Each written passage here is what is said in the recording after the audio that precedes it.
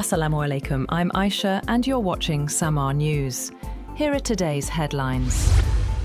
Chinese President Xi Jinping has warned US President Donald Trump that mishandling the Taiwan issue could push relations toward conflict. The warning came during a lengthy closed-door meeting between the two leaders at a summit focused on trade and strategic tensions. While both sides said progress was being made in trade talks, Beijing stressed that Taiwan remains a highly sensitive issue in US-China relations. US President Donald Trump has held what the White House described as a productive meeting with Chinese President Xi Jinping. Officials say the two leaders discussed expanding market access for American businesses in China and increasing Chinese investment opportunities. The talks also included regional security, with both sides agreeing that the Strait of Hormuz must remain open to global shipping. Chinese President Xi Jinping has urged closer cooperation with US President Donald Trump, calling on both countries to avoid confrontation and build a brighter future during high-level talks. Xi said the world is undergoing rapid transformation and warned against rivalry between major powers, stressing that China and the United States should act as partners rather than adversaries. He also congratulated the United States on its 250th independence anniversary, saying both nations share broader common interests. Trump responded positively, calling Xi a great leader and saying it was an honor to meet him. He suggested that US-China relations could improve significantly through direct engagement between the two leaders. The talks also touched on trade, with both sides reportedly exploring a potential structured agreement to reduce tariffs on selected goods while avoiding sensitive sectors. Voters in parts of eastern England where Labour suffered heavy losses say Prime Minister Keir Starmer should resign, citing broken promises and repeated policy U-turns since the party's 2024 general election win. Many pointed to the scrapping and later reversal of winter fuel payments for pensioners as an example of inconsistent decision-making that has damaged public confidence. In Thurrock, where Labour lost most of its council seats to Nigel Farage's Reform UK, voters and some Labour lawmakers said Starmer lacks a clear vision and is failing to rebuild trust. Critics argue the leadership crisis reflects growing political frustration across traditional Labour areas.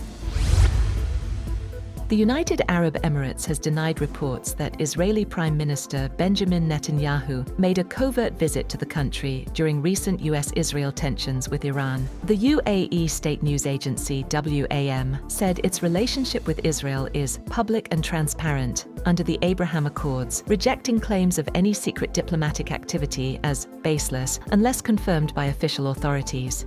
The denial follows Netanyahu's office claiming he held a secret meeting with UAE President Sheikh Mohammed bin Zayed, which it described as a historic breakthrough, without providing details. The UAE reiterated that all engagement with Israel is conducted through formal and publicly known channels.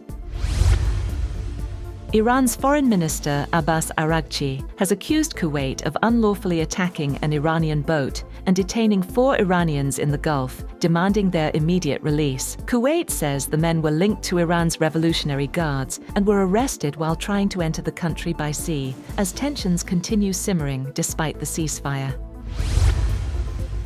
Russia says it is establishing a full partnership with Afghanistan's Taliban-led government and is encouraging wider regional engagement with Kabul. A senior Russian official said cooperation with Afghanistan is important for regional security and economic development. Russia was the first country to formally recognize the Taliban administration following its return to power in 2021.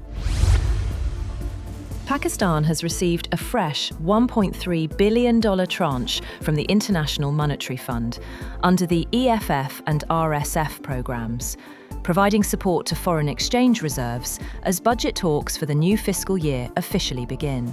The amount was received by the State Bank of Pakistan and will be included in the country's foreign exchange reserves for the week ending May 15th. According to details, $1.1 billion has been received under the Extended Fund Facility Loan Programme, while $200 million has been received under the Climate Financing Programme. US President Donald Trump has said that Americans' financial struggles are not a factor in his decision-making as he seeks to negotiate an end to the Iran war. saying that preventing Tehran from acquiring a nuclear weapon is his top priority. Asked by a reporter to what extent Americans' financial situations were motivating him to strike a deal, Trump said, "Not even a little bit." Before departing the White House for a trip to China, he said the only thing that matters about Iran is they can't have a nuclear weapon. He added that he didn't think about Americans' financial situation or anybody. At least 12 people, including 2 children, have reportedly been killed in a series of Israeli strikes across Lebanon. The attacks targeted vehicles in southern Lebanon and areas near Beirut as fighting between Israel and Hezbollah continued despite a US-mediated ceasefire. The violence comes ahead of a new round of US-backed talks between Lebanon and Israel. Russia has launched a major daytime drone assault on Ukraine, killing at least 3 people and targeting critical infrastructure across several regions. Ukrainian officials said the strikes were aimed at overwhelming air defenses, while neighboring Poland scrambled fighter jets as a precaution amid the escalating attacks.